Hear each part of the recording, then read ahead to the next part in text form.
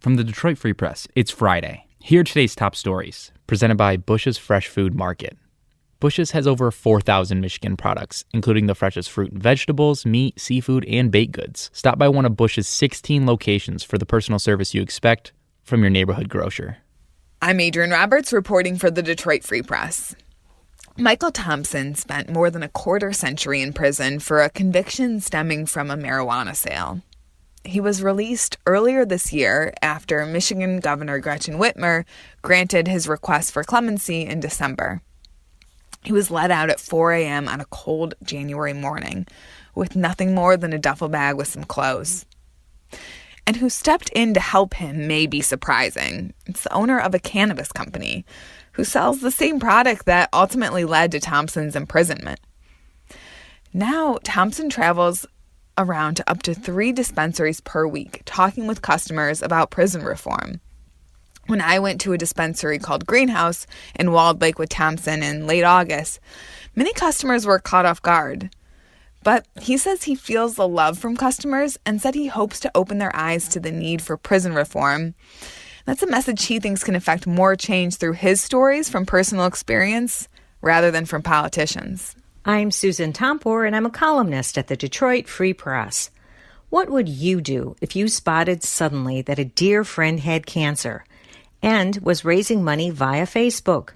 Do you call first or just immediately donate to the cause? A case out of Troy, Michigan should give you reason to stop and make a call first, just in case. The Troy man isn't battling cancer, but a scammer took over his Facebook account and set up the phony fundraiser for these so-called medical bills. Amazingly, the scammer already accumulated more than $1,700 by the time the man discovered the fraud, according to the Troy Police Department's report on the scam. The man said someone had gained access to his Facebook account, changed the password, and set up an online fundraising campaign so the crooks could get money. Consumers are warned once again to take extra care when donating or shopping via social media. Don't assume that a request on social media is legitimate or that hyperlinks are accurate just because a friend posted it. This is Julie Hines of the Detroit Free Press. The Detroit region's largest pop culture event returns this weekend, a little smaller in size, and it's arriving in the fall instead of the usual springtime. But Motor City Comic Con promises to have the same mix of celebrities, panel discussions, photo opportunities, shopping, and cosplay that always draws big crowds to Novi's Suburban Collection showplace. The fan gathering, which drew 70,000 people to its 30th anniversary in 2019, runs Friday through Sunday. It will feature appearances by Ice-T, Meatloaf, Elijah Wood, and other well-known personalities. The Comic-Con took a year off in 2020 because of the COVID-19 pandemic. According to those running this year's convention, the comeback is driven by popular demand.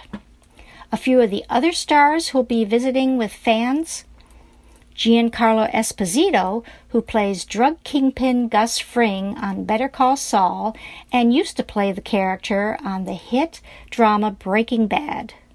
Mike Colter, who's starring in the Paramount Plus series Evil and is a fan favorite for his turn as a lead Marvel superhero on the Netflix series Luke Cage, and Ming-Na Wen, who voiced the title character of the 1998 animated classic Mulan and has appeared in TV series including Agents of S.H.I.E.L.D. and the streaming hit The Mandalorian.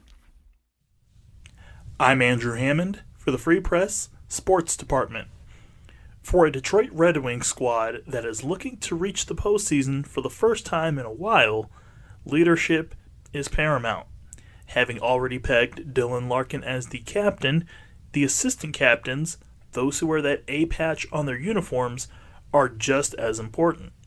That's one reason why Coach Jeff Blashill and GM Steve Yzerman selected Danny DeKeyser and Mark Stahl as assistant captains.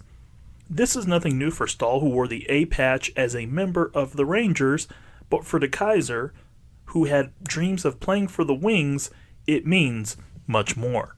Yeah, it's a huge honor. It's a team that I've grown up watching my whole life, and I had a dream growing up as a kid to play here. So it's pretty awesome, and it's pretty special for me, especially even more so now being named as assistant captain. So just going to try to go out there and play my game, play solid, take care of the D zone, add some offense when it's there as well, and be vocal in the room when needed and whatnot, and lead on the ice when you have to.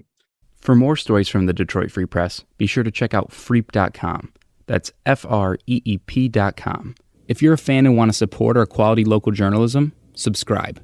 Go to freep.com/special offer.